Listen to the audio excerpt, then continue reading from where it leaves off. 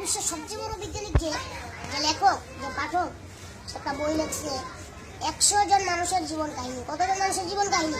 100 জন। কিন্তু এই ব্যক্তি খ্রিস্টান। যে ব্যক্তি কি করছে? এই জীবন কাহিনীগুলো লিখছে। এই ব্যক্তি কি খ্রিস্টান। ওই জীবন কাহিনীর ভিতরে সর্বপ্রথম ফার্স্ট জীবন কাহিনীটা হইলো আমাদের নবী মুহাম্মদ রাসূল সাল্লাল্লাহু আলাইহি ওয়াসাল্লাম। সে কি খ্রিস্টান? সে আমার নবীর নাই রাখতে পারত। সে আমার নবীর জীবন কাহিনী পড়ে সে কি করলো? তার বইয়ের ভিতরে সবার আগে নবীর জীবন কাহিনী দিল, 100 জীবন কাহিনী। আসলে দেখেন, দুনিয়াতে আল্লাহ রাব্বুল আলামিন যত রাসূল, যত পয়গম্বর প্রেরণ করছেন, তারাও অনেকেই আল্লাহর হুকুম মানে নাই। অনেকেই মনে করেন কি করছে? পাপ করছে। যেমন বাবা আদম আলাইহিস সালামকে যখন আল্লাহ সৃষ্টি করলেন, তখন বললেন যে তোমরা কি করো না, এই গাছের সামনে যাও না, গন্ধম গাছের সামনে তোমরা কি করো না, যাও না। তারা গেল, আল্লাহর হুকুম অমান্য হয়েছে কি হয়নি? মুসা আলাইহিস সালাম এক ইহুদি ব্যক্তিকে দাওয়াত দিতে গিয়া তার মাথা এত খারাপ হয়ে গেল, সে কি করলো? ইহুদিকে থাপ্পড় দিয়ে নিল। এরকম নবীর একটা না একটা, কিন্তু আমাদের নবী এত ভালো ছিল যে তার জীবনের ভিতরে কোনো ভুল নেই। তার জীবনের ভিতরে কোনো কি নেই, কোনো ভুল নাই। এখন আল্লাহ নবীর জীবনের মতো আপনার আমার জিন্দগি যদি আমরা করতে পারি, যেমন ধরেন আল্লাহ নবীকে এক ব্যক্তি একটা থাপ্পড় দিলে 8টা গাল দিচ্ছে, থাপ্পড় দেওয়ার জন্য কিছু কি দেয় না।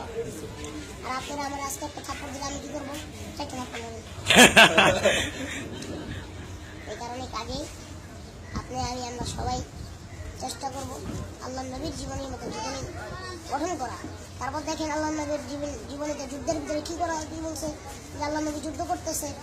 এক সময় কাফিররা দেখলো যে আল্লাহ নবীর দলের সৈন্যের সাথে পালা যেতেছে, কাফিররা কি করলো? লুকিয়ে গেল। কোথায় লুকিয়ে গেল? এক পাহাড়ের পিছে। এবার আল্লাহ নবী সাল্লাল্লাহু আলাইহি ওয়াসাল্লাম কি করলেন? তারা চিন্তা করলেন যে না, যখন তারা চলে গেছে আমরা কি করবো? তো সব সাহাবায়ে আমরা চলে গেলেন, আল্লাহ নবী গাছতলায় একটু বসছে। তো এমন সময় ওই কাফের একটা তরবারি নিয়ে দৌড়ে এসে তারপর কি করলো? আল্লাহ নবীর সামনে দাঁড়া হইল। আল্লাহ নবীর গলার সামনে তরবারিটা ধরে বলতেছে যে তুমি তো খালি সবাইকে আল্লাহর দাওয়াত দাও, এখন তোমার আল্লাহকে আমার হাত থেকে তোমাকে বাঁচাইতে বলো। দাও, তোমার আল্লাহকে তুমি রাখো, তোমার আল্লাহ তোমাকে আমার হাত থেকে বাঁচাইতে পারে। এখন আল্লাহ নবী আল্লাহকে ডাক দেন, সঙ্গে সঙ্গে ওই কাফের হাত থেকে তরবারি কাঁপতে কাঁপতে কি হলো? মাটিতে পড়ে গেল। এবার ওই কাফের যখন ওই তরবারি মাটিতে পড়ে গেল, তখন আল্লাহ নবী তরবারিটা উঠে কাফের গলায় ধরলো। এবার বলতেছে আমার তো আল্লাহ ছিল, আমারে বাঁচিয়েছে, তোমার কি বাঁচে? আমার কি ছিল? আমার আল্লাহ ছিল, এই কারণে আমাকে বাঁচিয়েছে। কিন্তু তোমাকে কি বাঁচাবে? তুমি তো আল্লাহকে মানে না। এবার বলতেছে ইয়া রাসূলুল্লাহ, ইয়া হাবিবাল্লাহ, আমাকে যে আল্লাহ বাঁচিয়েছে, আপনাকে যে আল্লাহ বাঁচিয়েছে, আমাকে সে আল্লাহ বাঁচাবে। সুবহানাল্লাহ। এবার এই ব্যক্তি কি হলো? নবী সাল্লাল্লাহু আলাইহি ওয়াসাল্লামের হাত ধরে কালিমা পড়ে মুসলমান হয়ে। আমরা যদি এরকম ভাবে মানুষকে দিলে দাও দিতে পারি, তারা হবে না কেন?